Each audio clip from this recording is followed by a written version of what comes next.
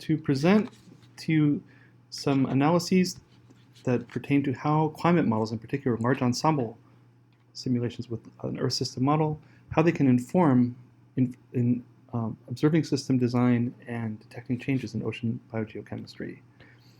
So just to begin with the general philosophy of large ensembles and how they may inform observing system design, let's imagine a typical climate signal that we're familiar with. So let's say the decadal measurements of globally averaged SST shown here. And the question is, how much of this is noise and how much of this is the signal, the secular trend? And you can imagine that by a linear fit, you can get we have a familiar way of getting the trend. But the question is, how much natural variability is there in the mix? So what large ensemble simulations with an Earth system model do is they allow us, in the most general sense, to determine when we can detect a trend with a perfect observing system.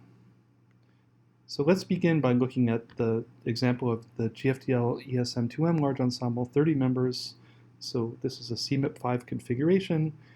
And you'll see that in 1950, there was an initial condition perturbation to 30 members, and you can see the ensemble envelope in green, and then you can see individual ensemble members in distinct colors, showing the differences. And just to illustrate what that looks in terms of the spatial distribution, here we show the trend for the first ensemble member, the 20-year trend, 1990 to 2010 simulated, and here's the trend for the ensemble member number 28. It's quite different. So clearly natural variability, as we all know, is an important component of what's in these signals.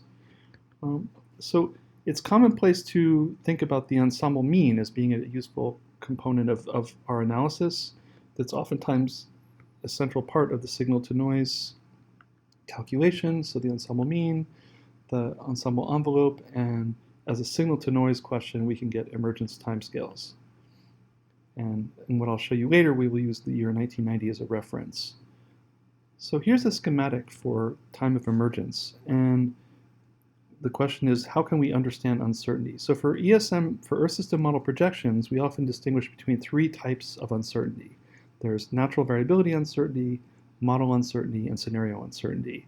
And for observations, there are also three distinct sources of uncertainty that we can describe here. One is mapping uncertainty, another is measurement error, and another is natural variability uncertainties. And those pertain to detection. So just as a conceptual thing to emphasize here, emergence is an inherent statistical property of the system, and detection denotes when the observed trend exceeds the sum of the sources of uncertainty.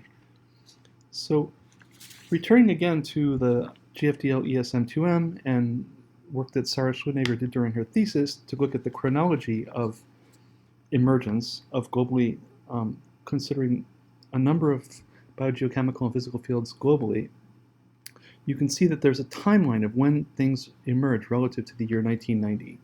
So over the first few decades, variables that are linked directly to the cumulative effect of CO2 invasion, labeled here carbonate chemistry, emerge first, and then over the ensuing decades, the cumulative effect of the invasion of heat sustains emergence of several variables, and then towards the end of the century, we can see that those variables more associated with the slow adjustment of the ocean physical system. And here we can visualize the spatial properties or spatial distributions of emergence, time of emergence for SST, air-sea CO2 flux, and the soft tissue pump, so export production. You can see there are some large differences between these fields. So the question that we ask next is, how much confidence do we have in the detection of anthropogenic trends from existing climate records? So as a complement to what I presented before with time of emergence, here we can consider confidence intervals for emergence over a fixed time interval. So for SST, we consider 1979 to the present, so the kind of satellite era. And for air-sea CO2 fluxes, we consider 1990 to 2020 and 1990 to 2010 as just a little bit of a contrast.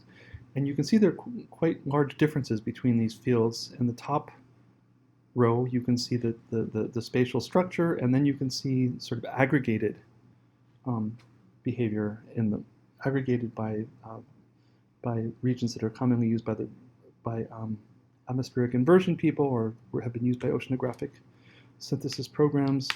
And you can see a signal-to-noise ratio of 2 denoting emergence. You can see the difference between these fields. So this gives us a degree of confidence that a perfect observing system would give us the right trends. You can also see here, for some other biogeochemically relevant fields, that with 30 years of observations for that time interval, what 1990 to 2010, what kind of emergence properties do you see? And you can see in general for these fields, you have at best weak emergence in some areas. And this is in contrast to some of the more rapidly emerging fields. So the general takeaway of the analysis that I've shown you is that in the ocean, you can have emergence ranging from under a decade for a field like pH to over a century for fields like NPP or MLD. And there is a time lag of the drivers. So you can have a rapid interaction with atmospheric CO2 and heat, and you can have a slow adjustment associated with circulation for some of the later emerging fields. And as you saw before, there can be strong regional heterogeneity of emergence times for many observed variables. And the large spatial footprint reduces detection timescale, so if we aggregate, we can increase confidence in trend detection. And the detection of changes in the ocean carbon pump strength and production, primary productivity on the horizon is something is going to be challenging for the community.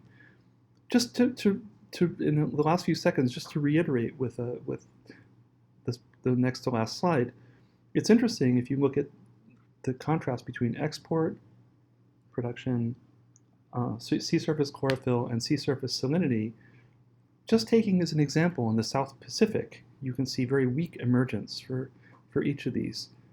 But then if we shift our attention to, I'm looking at the lower right-hand row, but if we shift our attention to the North Atlantic, we can see they have very, very different contrasting emergence characteristics.